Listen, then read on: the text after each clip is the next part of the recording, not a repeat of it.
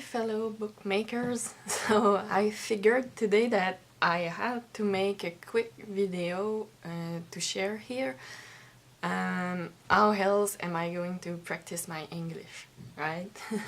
So I'm sorry to start empty-handed here, but I have actually 5 books to share with you today. I'm not going to do a flip through of every one of them. I already filmed flip through for each of them in French though, but some of you seem to enjoy it anyway, so I'll make sure to share, give you a heads up when these go online if it interests you.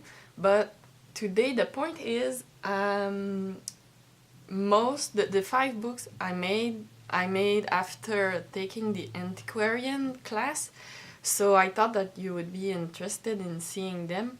And I was telling myself, well, when I will get ready to post the video in French, I will just make one in English for you guys and post it here.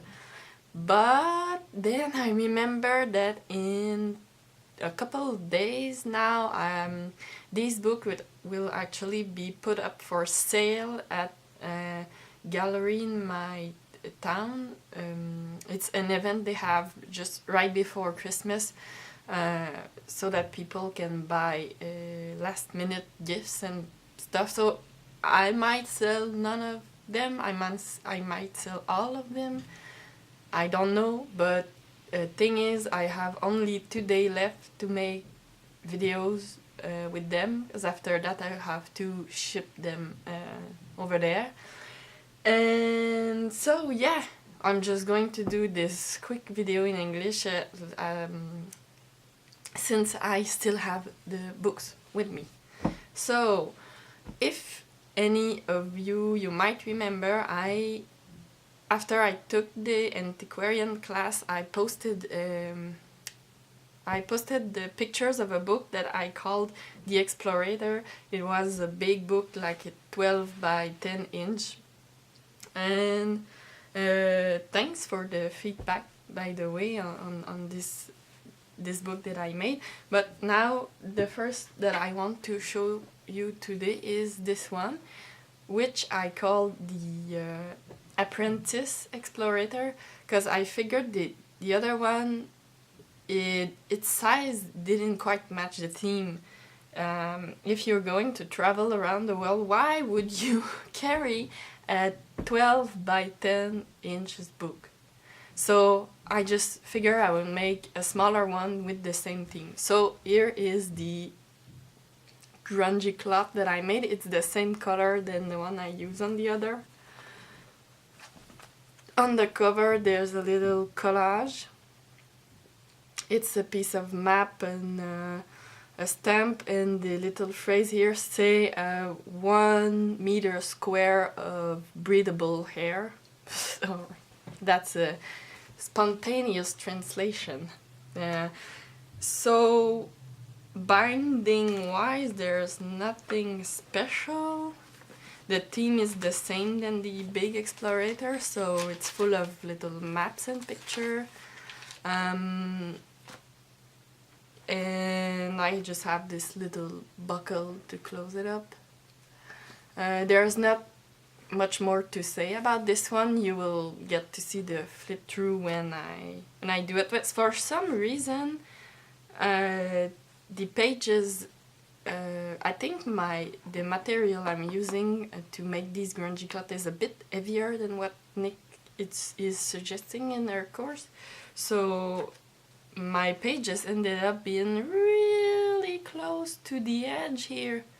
So I didn't put any tabs on this side, I just put a few on the top. That's what I had to say for this one. Then I made this guy. Again, grungy cloth here, but I sewed it with some book binding cloth that you get in the, like the clean one that are made for that you find in the stores. This one I don't know this word in English. In French it's intendant. It's the person who take care of a place, maybe like a butler. Does that make sense to you? Anyway, something like that. So it's just full of ephemera, and I don't remember, some keys on the tabs. So I'll let you again have a closer look when I post the flip through later on. They will probably be spread through like a month and a half after Christmas time, like starting in January. I will post picture in the group here, so if you are interested, you will have the link to find the video to the flip throughs. But for this one, I switch up something. It's with the binding here. I did not use the technique provided in the antiquarian because I wanted the stitches to be seen on the spine to create this contrast of white and black. But what I had to do, like if you take the usual method that we are doing, you would get in here, out here, in here, out here, and then switch here, and then again. So what you would be left with would be long white pieces of thread in the middle, and some small pieces along the top and the bottom as the binding goes along the spine. But I didn't want it that. This is not a part of the actual sewing, it's like just an ornament, a decoration that I added after. But for these, what I decided to do is to sew them individually, so that I could come out and in and out and in. But when you're in between a signature, you can't go to the next one, you're kind of blocked there. So I just ended up, let's see if I found them here. I don't know if you will be able to see, but when it came out here, I just go with my needle under the thread in the middle and made a knot here to secure the signature in place. So each signature is sewn individually with its own thread, so in order to achieve this look on the spine. And that's that for this one. Up to the next one. I made this little one in a red grungy cloth again, back to the technique provided in the course with the round spine. And I added this kind of thread that I did, and I just use many like 6 different types of thread. Let's see, yeah. And is it braid? Let me check something. I know, yeah, it's braided. I don't know if I'm saying it right, but you'll know, like we do in our hair. It's braided, so the 6 pieces of thread are braided together. And the ear, I wanted to have a hole to be able to pass a button through, so I just started doing the braid, and then I put a paintbrush. I stick a paintbrush through here and continue braiding so that I had a hole left, and I put some thread around the edges to secure it so that the whole, it would just be a loose braid. It sounds like I'm saying the thing that we eat, you know, bread, like to make toast.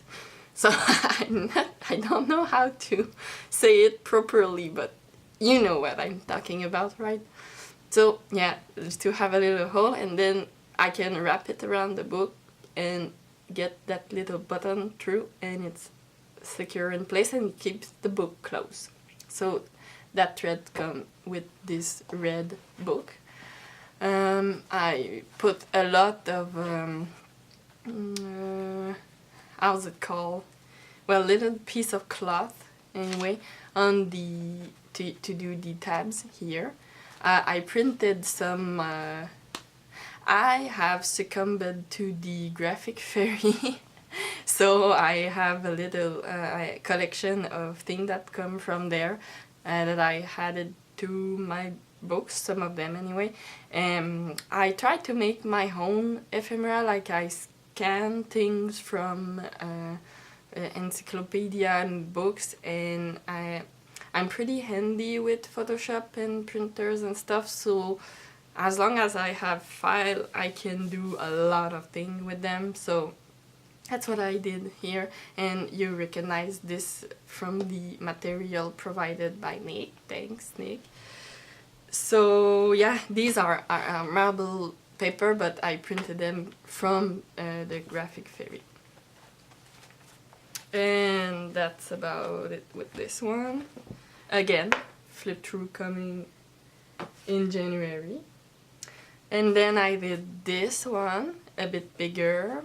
And this one I give them all names. And this one I called the Hannah's Journal.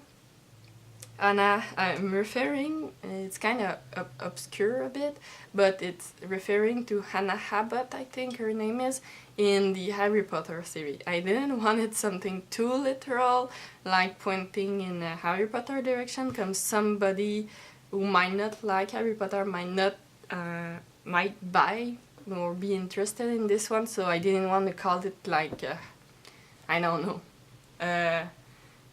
Hermione.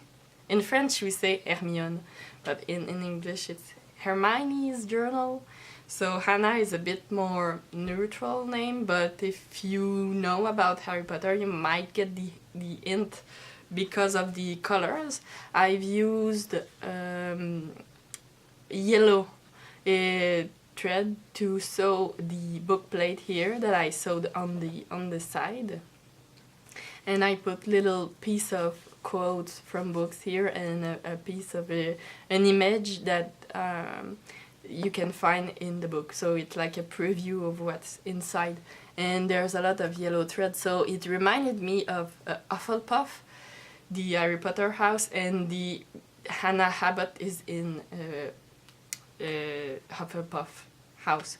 We don't see her much in the movies, but we know a little more about her in the books. And spoiler alert, but I've read when searching for this book that she ended up being the Neville's wife, actually. So pretty interesting if you're into that kind of thing anyway. But yeah, binding wise it's still the same technique that you see in the antiquarian. And inside I didn't put any tabs, but I made pockets by folding larger pages that I had. And it's not, there is absolutely no literal things coming from the Harry Potter series. It's really just a little wink to the series, a little hint, but the main theme is like mythological creature. So I have pages like these, like the one that you can see on the top, and I took a kit from the graphic fairy that I printed on a few pages. Maybe some of you know this kit, but every now and then there's a page with a weird creature on it. Therefore, the Hufflepuff magical sorcerer thingy.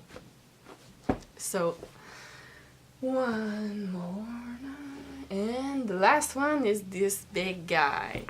I've called it the cachalot. I think it's a whale name. I think in English it's a sperm whale. So it's the blue, same technique of with the grungy cloth.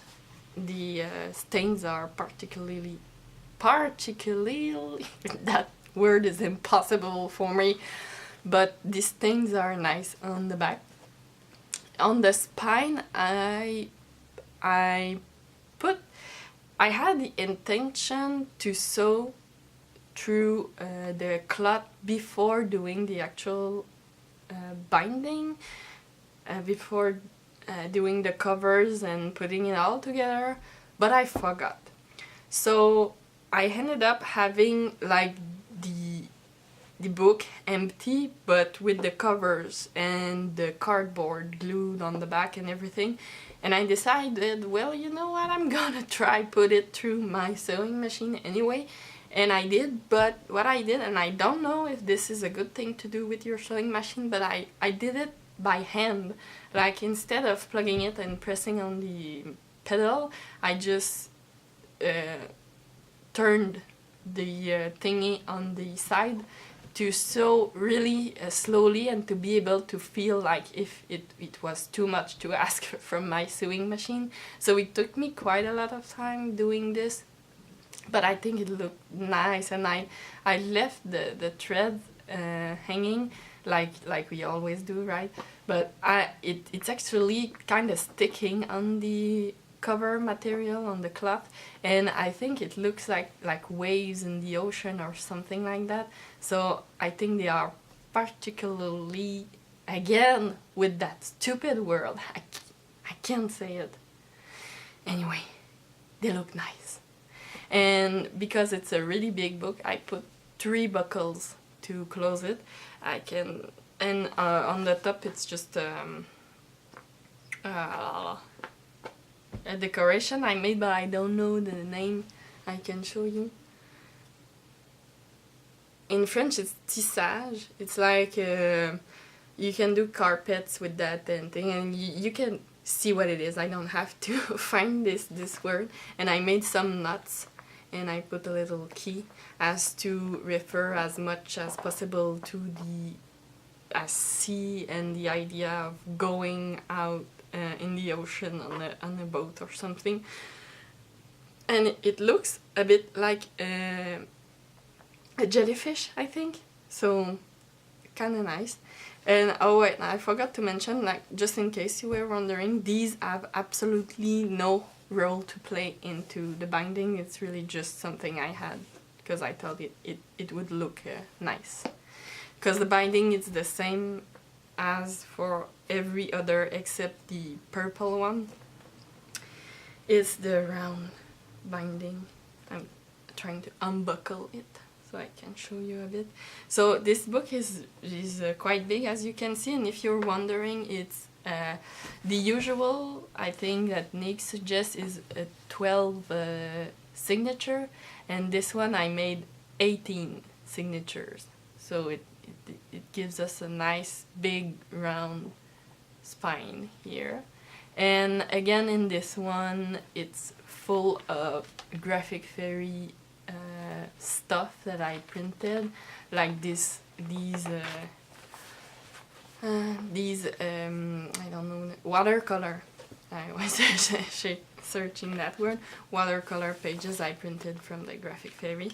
And there are some, you know about this sea.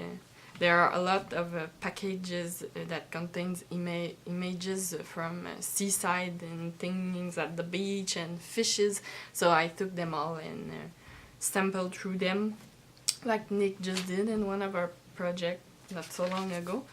So there's that, and I added my own. Like this is one I scanned myself from a book about sharks. So there's that. Again, the flip through in French coming up later. I don't know when. And there is that. So you guys are the first to see all of these 5 books, because I had to keep them kind of secret for the upcoming event, so that the people would be curious to come to the gallery instead of having seen everything before on the internet. So I couldn't show them before. And but here I figure, I mean, if something is living where I live, what are the odds? I mean, nobody speaks English over here, and nobody is going on YouTube. Nobody that I know anyway. So whatever. All right, that's it. Oh, and I have this is not interesting. But if Nick is eating gummy bears, my thing is these moonberries. I'm gonna eat one of these. I'm gonna try to get these photos and everything sorted out so that I can proceed to the event. And as these videos are getting towards the end, I feel like my English is getting worse and worse. It's like I'm getting tired and the word just, they are escaping from me. So thanks for watching, thanks for your interest, and if you have any question about the bindings or the book or anything, feel free to ask. And thanks again, Nick, for the great course. I really enjoyed the antiquarian. I hope to take another one soon. Didn't have the time to look it up while it was on sale though, but yeah, my bad. Let's figure this out later. I can't even. Now, I'll stop rambling, and you have a nice day, and Merry Christmas. Bye.